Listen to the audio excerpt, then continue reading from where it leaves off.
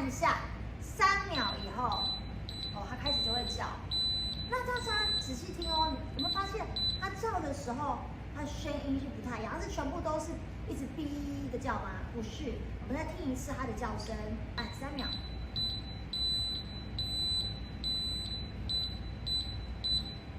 好，大家有听到啊？它前面呢是有先3下的滴滴滴滴，然后再滴滴滴滴。那它的声音刚刚有没有听到？有没有很大声？有很大声，对吧？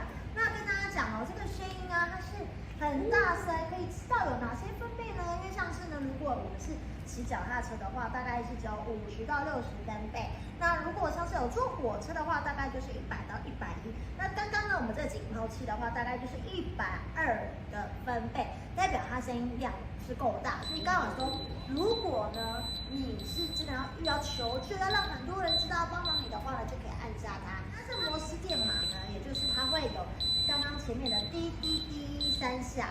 然后再来是长按的滴滴滴滴滴滴，所以在这个摩斯的这个密码里面、电码里面啊，它就是要讲的是，无论是这个声音，或者是你在跟人家打暗号的时候，一样是3下快的，然后再慢，然后再3下快的，代表它叫你有需要求救、需要帮忙的意思哦。所以大家呢也可以记下来。好，那也希望呢各位同学们都可以学到就是警报器它的使用的方法。